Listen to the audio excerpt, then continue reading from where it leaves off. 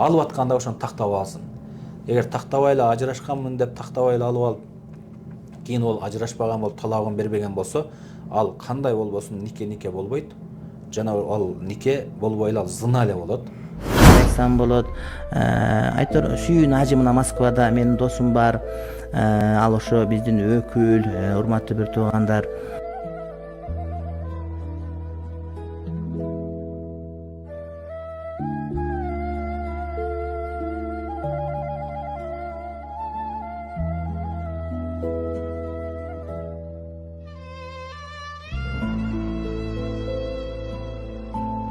Анча мынча бардык дебейбиз, негативдер да жазылыптыр, бирок бунун менин оюмча ачык убактысы келди, айтыш керек дейбиз. Сүйүүнүн ажы ушунун бардыгын каяка жашырып алды деп үйдө дагы бир жарым пакет бар. Эл колдосо ошо эл келип окуйт. Анан дагы суроолор болуп калат да, эмне үчүн ошо диний болгондо ырчыларды аралаштырып коет деген. Ошо Россиянын мыйзамына да баш эстирдим, Бул жерде биз бул чын айтканда мындай акылыбызды терең ойлонбогон себептен ушу суроолор чыгат.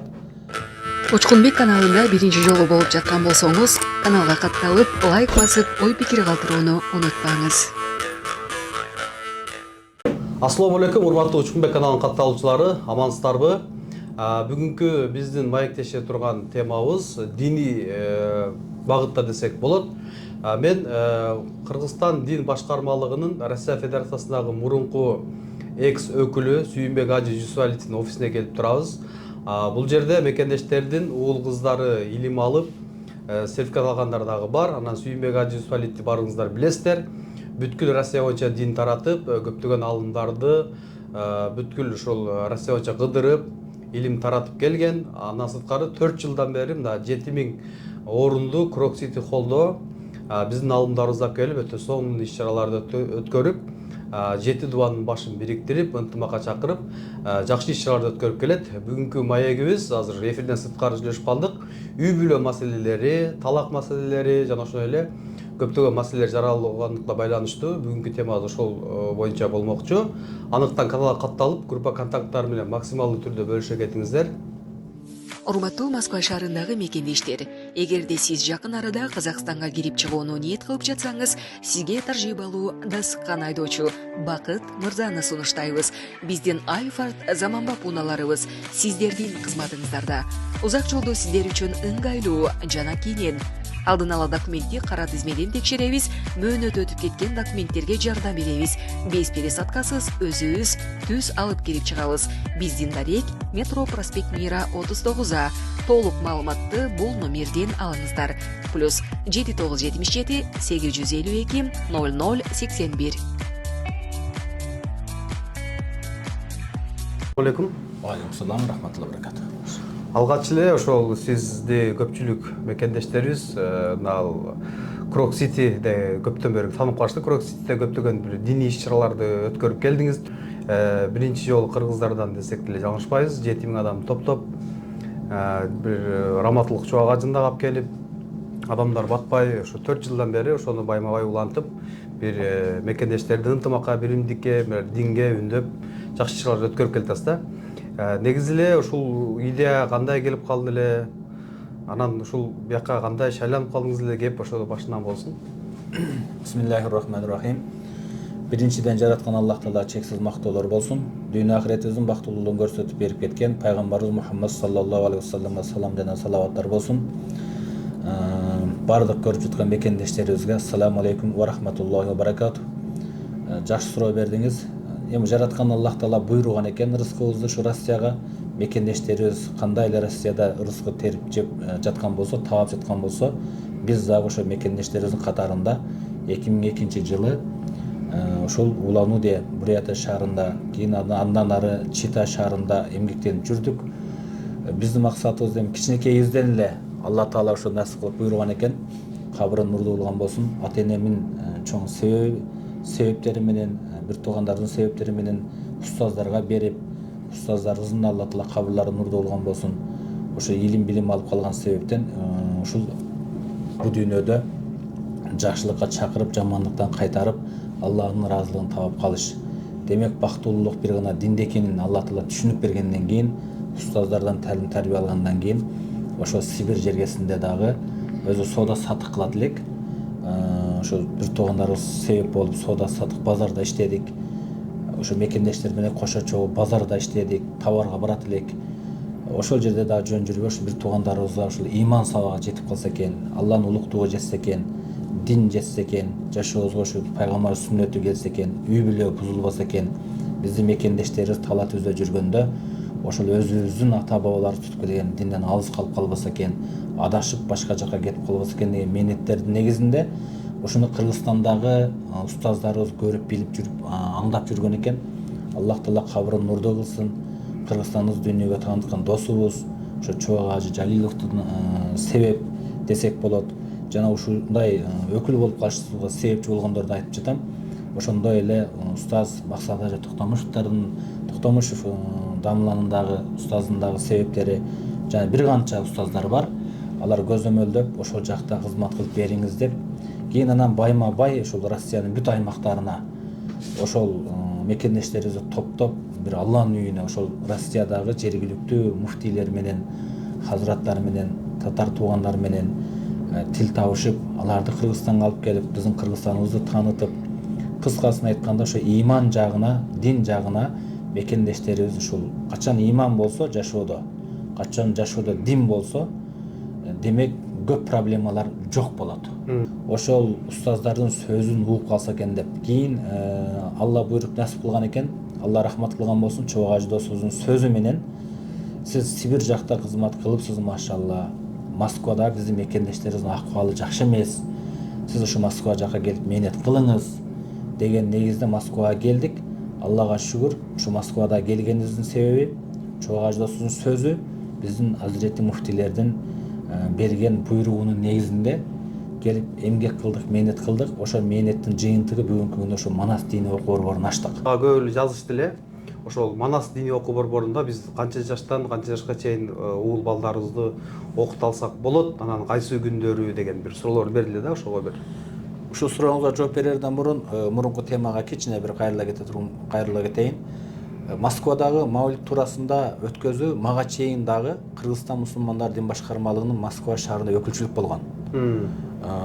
Максат Канкыбаев деген устаз, андан кийин Бакыт Тополоңов деген устаз, андан кийин Бактыбек Карашев деген устаз болду.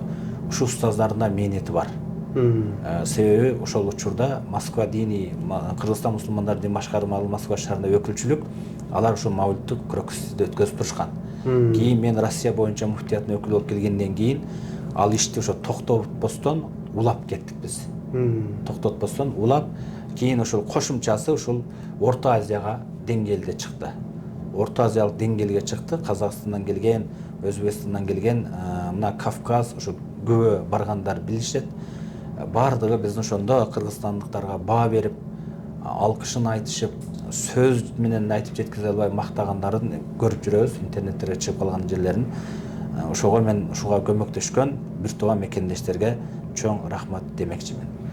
Анан азыркы сурооңузга, бүгүн ата-энелер окуп атат, азыр эми жай келип калды, жаз келатат. Эртең мекендештерибиз да бир аз аягы суюлушу мүмкүн, азына кырдаалдар болуп атат. Анан эртең каникулдар келип, мына 1-2 айдан кийин ушундай план бар, базар күнкүгө ушу балдарды дагы кабыл алып, балдарыбызды дагы бир мындай орус тили үйрөнсүн, бирок биринчи орунда эне тилибизди дагы үйрөнсүн, унутуп калбастан. Анан ошол иман сабагын, Куранды үйрөнсө, Куран бардыгын үйрөтөт. Ошол пландарыбыз бар. Балдарды биз жашындагы бир группа кылсак, подросток балдарды. Мисалы бир гана 7-8 жаштан жогору алсак деген ниеттер бар. Эгер балдар тамга тааный турган, келип окуп кетсе, үйрөнүп кете ала турган, ошонун бир пландар, программаларда ошону уюштуруп караштырып атабыз. Устаздарыбызды даярдаганга бөлүп деле койгонбуз буга чейинчи, бирок бизден баягы иш менен алек болуп, балдарын көп алып келе алышкан жок негизи. Бирок bundan бияка суроо талап көбөйүп атат. Бирок балдарга сабак бергенге шарт түзөбүз Кудайым буюрса. Мен адрестен, телефон номерлерин экранга коюп койсом, кеңири байланышса болот да? Болот. Анан мына эфирдин алдында дагы бир маектешип калдык. Азыр ажырашуу, талак маселеси, үй бүлө маселелери өтө курч болуп, кайрылгандардын саны күндөн күнгө көбөйүп атат. Эми ошолорго кандай бир кеңеш, совет берет элеңиз, бир Кыргызстандагы ата-энелерге дагы бир кеңеш бере элеңиз, балдардын жака жаңы үй бүлөлөрүн жасап атканда. 5 кол барабар эмес. Айтып калдыңыз ошо бияка келип үй бүлөсү туруп туруп бияка үйлөнүп алгандар бар экен. Же болбосо күйөөсү Кыргызстандан болуп туруп бияка эрге тип кеткендер бар экен. Ушул маселелер дагы акыркы убакта сиз айтып калдыңыз көбү кайрылтат деп. Бизде чоң маселе көйгөй чындыгында көбөйүп баратат. Ал мен ушул жерге келип семейный суроолор, үй бүлөлүк суроолор менен кайрылган эркектер дагы бар. Көпчүлүгү кыз келиндер. Кыз келиндер дегенде мен ушул жерден айтат элем көрүүчүлөргө. Кыз келиндер дегенде биз кыз келиндерди күнөөлөбөйбүз. Эркектер деген эркектердин баарын күнөөлөбөйбүз. Бул сөз ээсин табат. Ким кимдерге кандай тиешелүү жашоосунда болуп жаткан нерседен туура кабыл алыш керек. Эркек биз өз негизде биздин мекендештерге айткым келет эле, үйлөнүп жатканда, нике болуп атканда ушул толук никенин талаптарын аткарсак, ата-энелердин ыраазылыгы, күбөлөр, кыздын макулдугу, күбөлөр болгондо ошо кыз тарап, бала тараптын ата-энелердин макулдугу туурасында, кыз өзү макул болуп жаткандыгы туурасында, себеби турмуш баягы каздан аяк кагышат, эрди катын урушат, эси кеткен болушат болуп, кийин жашагандан кийин же боюнда болуп, же төрөп, ажырашып, же толугу ажырабай, талагын бербей, же ал өзү башка бирөөнү алып кетип, аялын таштап койгон эже карындаштарыбыз көп кайрылып атат. Айтат элем бир туугандарга ушул Алладан коркойлук. Эмнени кордосок, ошонун кордугун көрөбүз. Алла көрсөтөт. Бул аманат. Алланын берген аманатын кадырлайлык, сактайлык. Эгер жашабай турган болсо, башын бошотуп коюш керек да. Же ал турмушка чыга албай, же күйөөсү менен жашай албай. Анан ушул жерден дагы айткым келет. Биздин кыргыз эл, ата бабаларыбыз баатыр болгон, намустуу болгон дейбиз. Бирок бүгүнкү күндө биздин кээ бир мекендештерибиз ошол намустуулугубуз жоголуп баратат. Эже карындаштарыбызды карабай кордоп койгон ушулар көп болуп атат. Кыз бала арманын айта албайт экен, агасын, инисин жамандай албайт экен, анын акчасын иштетет экен, ал бир убак келет экен, үй жок калат экен. Же жерден жок, же үйдөн жок. Ошондойлор көп кайрылуу болуп атат да. Иштеп айлыгын салат экен, ал жакта агасына же инисин же жардам берип атам дейт экен, бир убак келет, ал бара турган жер жок. Ошого ар бир мен жаран бир туугандарыбызга айтат элем, бир тууган катарында бардыгыбызда эже карындаш бар чындыгында. Көңүл бурайлык, өмүр Алланын колунда, ден соолук Алланын колунда. Эже дагы, карындаш дагы, ага да, ини дагы бул аманат. Ата дагы аманат, эне дагы аманат. Кадырын, урматын ордуна коюп калайлык. Алла эсептешет. Пенде пендени алдап коюшубуз мүмкүн, инсан инсанды алдап коюшубуз мүмкүн, бирок Алланы алдай албайбыз. Алла бардыгын ордуна коет. Эсибизге келейил демекчимин бир тууган ушул эркектерге. Эркек аялынын үстүндө жооп берет, аял эринин астына, Алланын астына жооп берет. Ар ким өзүбүздүн урмат сыйыбызды ордуна коюп мамиле кылсак, Алла ошого жараша бактылуулук берет. Анан да мекендештер дагы көп эжелерибиз, агаларыбыз сурап калат да. Ошол баягы катма окутайын дедим эле, же болбосо балдарымды азар айттырайын дедим эле жагым төрөлгөндөргө. Сиздин ушундай окуучуларыңыз, кызмат балдары болуп калабы? Кайрылса болобу? Нике окуганга мисалы. Бизге сабак окугандарга биз айтабыз, дем салдырган маселесин айтайын. Атанын, эненин балага болгон, кызына болгон, өзүнүн үй бүлөсүнө болгон дубасы кабыл болот. Ушул ата эне Фатиханы билет, Ихлас, Фалак, Насты билет, Аятал Курсуну билет. Эгер билбесе, бизге сабакка келсе, үйрөнсө, молдо издеп жүрө бербей, ошо өзү эле отуруп, башын кармап, жаткызып алып, же болбосо сууга дем салып, ичирип, дем салса, шифа болот. Ар бир ата эне баласынын ооруп калышын каалабайт. Эгер ооруп аткан болсо, ал жүрөгүнөн шифа болсун деп дуа кылат, тилек кылат экен да. Ошого бул дем салуу маселесинен ушуну кеңеш айткым келип келет. Ата-энеси эле дем салса жакшы болот. Анан ошол диний кызматкерлерде кайрылат. Мен колдон келишинче ошо бош болгон тамлалардын номерлерин берем. Катма окуганга, Куран окутууга, анан нике окуганга да сурап калат да. Нике окуганда дагы ошо туура кайрылыш керек. Анан никени ошол окута турган учурда чалбастан, 1-2 күн мурун мисалы тойкананы даярдайт, кийимин даярдайт, калың башканы даярдайт, тамаданы даярдайт. Анан ошо никеге келгенде ушу даярданбайт да. Ушул ало тез келе коюңуз дейт да, ушу тез келе коюңуз дейт. Ушуну айтып кеткен элем. 1-2 күн мурун кабар берип, жаздырып, ушундай акыбалды түшүндүрүп, анан кийин дагы айтат элем ушу баш кошуп аткандарга. Экинчи турмуш болуп аткан болсо, сөзсүз биринчи айтып турмушунан талак алгандыгын ачык айтып, ошону так далилин таап турмушка чыксын демекчимин да. Алып атканда ошону тактап алсын. Эгер тактабай эле ажырашканмын деп тактабай эле алып алып, кийин ол ажырашпаган болуп талабын бербеген болсо, ал кандай болбосун нике болбойт. Жана ал нике болбой эле ал зына эле болот. Ошо сиздер сурайсыздарбы ошону тактап? Мен сурайм. Сиздин окуучуларыңызчы? Мен сурайм, мен кимге нике окуп бергенге уруксат берген устаздар да сурайт. Себеби бул чоң жоопкерчилик. Бир семьянын арам жашап калышында да биз себепчи болуп калбашыбыз керекпиз. Бир семьянын адал жашасын арамга айландырып, арам жашасын адалга айландыра албайбыз да. Ошон үчүн шариаттын эрежеси Аллах Таала буйруган кыл дегенин кылышыбыз керекпиз, тыйыл дегенден тыйылышыбыз керекпиз. Анан мечитте, проспект Мирада көчөдө нике окуп калышат да. Ошого сиз кандай баа берет элеңиз? Ошолор мыйзамдуу, мыйзамсызбы, илими бар, илими жокпу? Кандай баа берет элеңиз ошого? Мечитке эгер проспект Мирага биздин мекендештер бара турган болсо, сырттагыларга эмес, мечиттин ичине кирип, дежурный имам деген жазылган, ошого кирген жакшы. Сырттагыларга мен кеңеш бербеймин. Сырттагылар ошо мечиттин жанында тургандарга мындайча айтканда ошол кыянаттык мамиле кылгандар десек болот. Себеби мечитке баш ийбейчи. А мечитте ошол жерде дежурный имамдар бар, официальный муфтияттан коюлган кызматтагыларга кирип окуткан жакшы. Мисалы бир нерсени алсак деле баалап карап алабыз го. Эми никеленип атканда бир окута турган адамды дагы жакшы карап, өмүр бою кеңешин арам адалды түшүндүрүп бере ала турган, ошол маселелерин тактап бере ала турган окутсак ошого жакшы болот, туура болот. Анан убактынчалык нике дагы азыр Москвада кээ бир ушундай нерселер болуп калат да. Убактынчалык нике кыйдырып, убактынчалык жашап, ошо өзүңүз айтмакчы, анын күйөөсүнөн талак алган эмес, же болбосо ушундай маселелер дагы көп кайрылтат да. Мен бая айттым мен өзүбүздү өзүбүз алдабайлык, Алла алданбайт. Бул арам деген нерсени тыйлайлык, убактылуу нике деген бизде жок. Ал арам нерсе ал. Ал никени убактылуу окуп өзүбүздү ол зына эле ол. Ол нике деп эсептелбейт. Алладан коркуп, ошо үйлөнүп атканда жети өлчөп бир кесип үйлөнөйлүк, ошону сүйүп алдыңызбы, өлгүчөктү сүйүңүз. Ошону этең кармап жашаңыз. Бактылуулук ошондо. Адал нерседе бактылуулук бар. Арам нерседе Алланын азабы бар. Бактысыздык бар.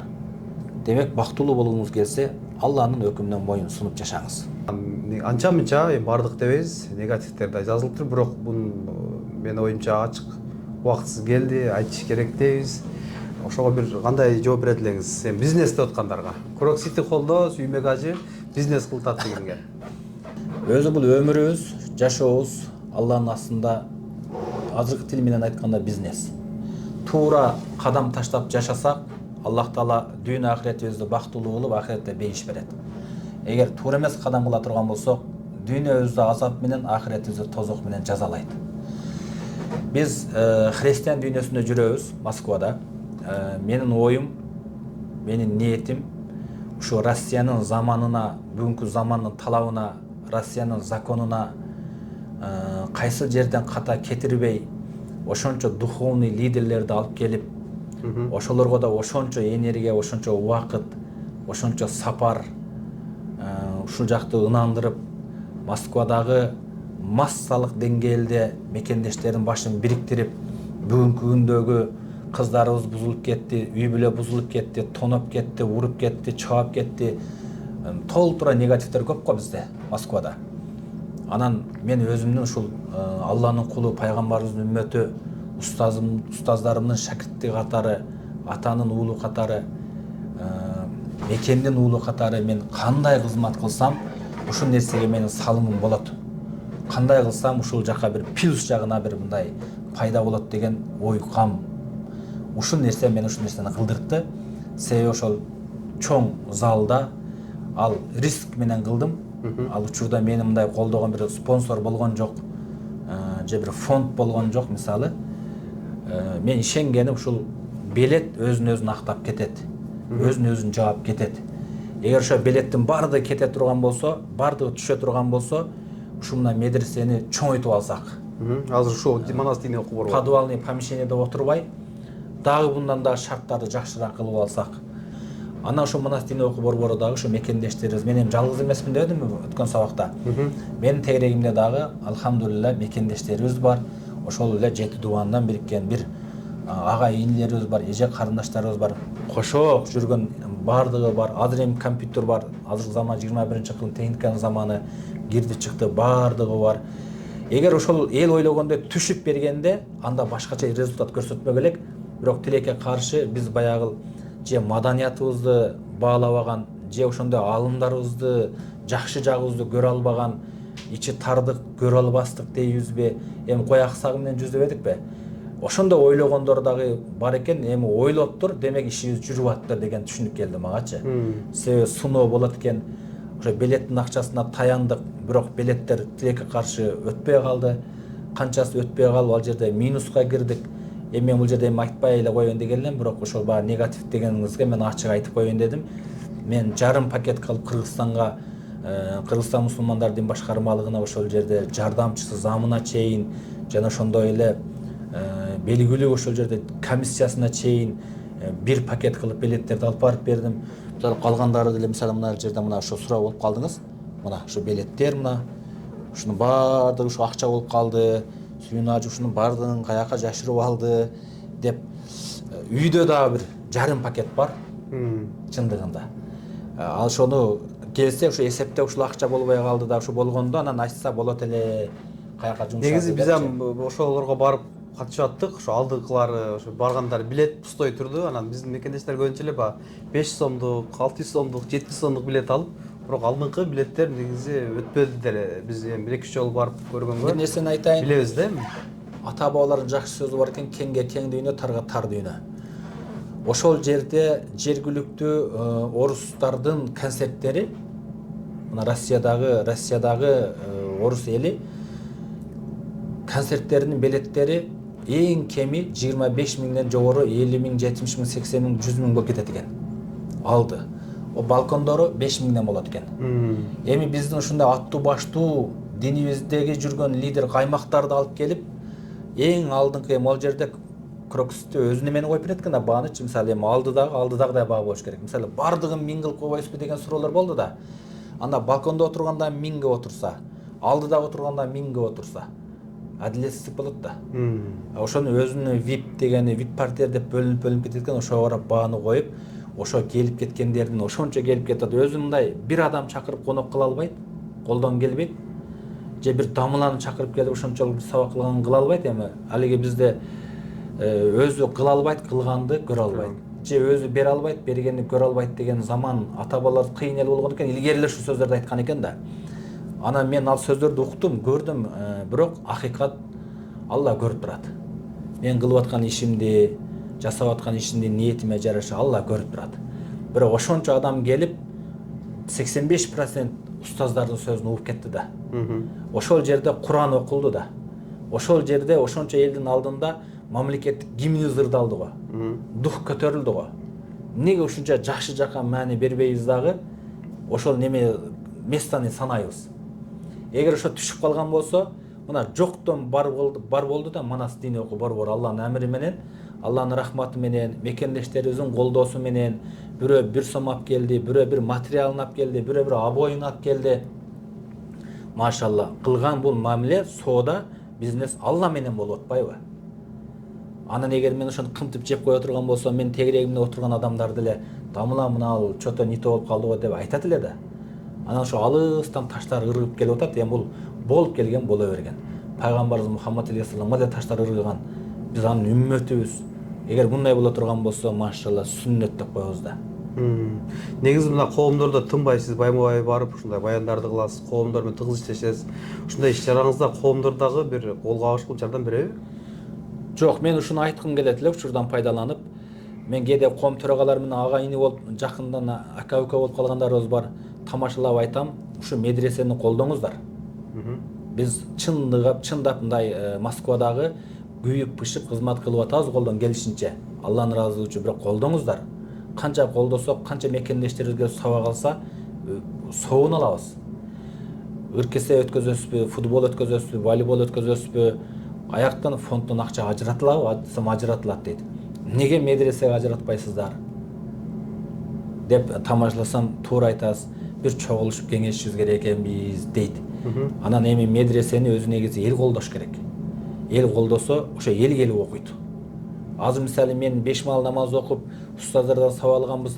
Мен үй бүлөм эле устаз болсом болду деп кете берсем деле болот. Мен эч ким кой дебейт, токтотуп отурган жери жок. Туура айтасыз. Бирок мен мекендештеримдин кылып атканын көрүп туруп, ошо жүрөгүм түтпөй, Алланын ыраазылыгын табыш максатта ахиретте ошо бейиштен үмүтүм бар болгондугу үчүн мен ушуну үндөбөй кылып келатам. Бирок ошончо иш-чарада, ошончо минуска киргенде бирөө келип, мына деген адам саналуу гана адамдар болду. Саналуу адамдар акыбалды сурагандар болду, бирок башкалар болгон жок. Баягы сын таккандар, ал жак бул жак таарынгандар, белет бербейсиңби дегендер, акыбалыңыз кандай болду деген жок. Бирок мен муну Алла үчүн кылып аткандыгым үчүн мен эч кимге даттанган жокмун, эч кимге арызданган жокмун. Себеби меникин берсе дагы Алла берип атат, алса дагы Алла алып атат, и алуучу дагы Алла, берүүчү дагы Алла. Алган Алла, бергенди дагы Алла билет. Мен кылган кызматымдын кыйбатын, кымбатын чыгарбайын. Ушунун ажырын, соогун Алладан алам деген үмүт менен башты жерге салып, үндөбөй кызмат кылып келатабыз. Анан да суроолор болуп калат да, мен үчүн ошо диний болгондо ырчыларды аралаштырып коет деген. Ошо Россиянын мыйзамына да баш эстирдим, Бул жерде биз бул чын айтканда мындай акылыбызды терең ойлонбогон себептен ушу суроолор чыгат. Бул христиан дүйнөсү болгон үчүн ислам дүйнөсүнүн иш-чарасы болуп атат, түшүнгөн адамга, мусулмандардын иш-чарасы болуп атат. Биздин Кыргызстанга деле ушундай бир христиандардын бир лидери барып, жалаң ушу попторду топтоп, бүт баардыгын ушул чокунганга чакырса, биздин эл ыраазы болобойбу? Биздин эл деле эмне болуп атасыңар дейт да. Кече эле Жибек жолдо орозо айтта бир 10-15 пакистандык бир туугандарыбыз орозо айтта чыкканын көрүп, мына укук коргоочулар каякта жүрөт, карабайсыңарбы деп ызы чыгып атпайбы? А бизде ушул жерде ошончо духовный лидер устаздарыбыз келип, ошончо уруксат берип атканда жалаң ушундай болот десең, булар деле уруксат бербейт да. Анан биз атайын ушул мен мисалы өткөзгөндөн бери карай, мен анык ошолорду да карап талдайбыз. Ошол энеге ылайыктуу, үй бүлөгө ылайыктуу, динге ылайыктуу, иманга чакыра турган, насаат же болбосо бир мындай патриоттук сезимге чакыра турган ырчыларыбызды алып келдик. Бирок ошолордун келип акыры алар деле алхамдулилла умрага барышып, алар да намазхан болуп кетишти, машалла. Себеби биз мындай терең ойлонушубуз керек экенбиз, каяктан келгенбиз, каерде жүрөбүз, ошону эске алып, максат ушу баягы Алланын улуктугу, улуттун баалуулугун жеткизип, элге жеткизип калыш. Ушул эле. Башка кандай? Ал жерге акчаңа жараша местага отурасың. Ошого жараша удобство. Ушундай эми түшүнбөсөң эми анан эми адам эми өзүн өңгөрсүн анан. Аны биз эмне дейбиз? Алла туура түшүнүп берсин. Алар ам түшүнбөй мүмкүн айтып аткандар. Алла бир күн түшүндүрүп калар, Кудайым буйрса. Урматтуу мекендештер, мына Крок City Hall боюнча толук маалымат берди, толук маалымат алганга аракет кылдык.